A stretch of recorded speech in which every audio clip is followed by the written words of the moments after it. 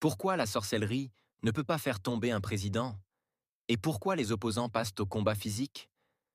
As-tu déjà remarqué que certains présidents restent au pouvoir malgré les prières de leurs ennemis, malgré les jeûnes des opposants, malgré même les attaques spirituelles? Pourquoi? Parce que la sorcellerie a ses limites. Oui, elle agit dans le monde invisible, mais elle ne peut pas tout contrôler. La Bible dit dans Romains 13, 1, il n'y a point d'autorité qui ne vienne de Dieu. Même si un président est mauvais ou injuste, Dieu l'a permis pour un temps. Peut-être pour juger une nation, pour révéler les cœurs ou pour accomplir une prophétie. C'est Dieu qui élève et c'est Dieu qui abaisse.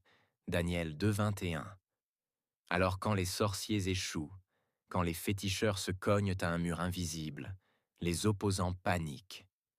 Et là, ils changent de stratégie. Ils passent au combat physique.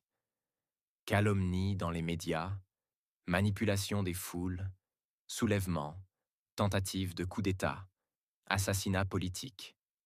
Mais attention, même ça ne marche que si Dieu le permet. Jésus a dit à Pilate, « Tu n'aurais aucun pouvoir sur moi s'il ne t'avait été donné d'en haut. » Jean 19, 11. Et certains présidents tiennent, non pas parce qu'ils sont puissants, mais parce qu'ils sont sous une couverture spirituelle que les sorciers ne peuvent pas percer.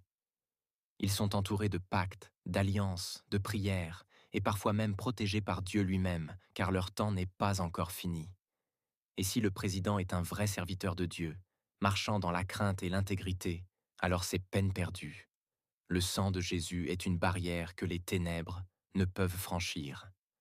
Voilà pourquoi certains restent debout malgré les tempêtes, malgré les scandales, malgré les attaques. Car ce n'est pas la volonté des hommes qui décide, mais le plan de Dieu. Le cœur du roi est un courant d'eau dans la main de l'Éternel. Il l'incline où il veut. Proverbe 21, verset 1.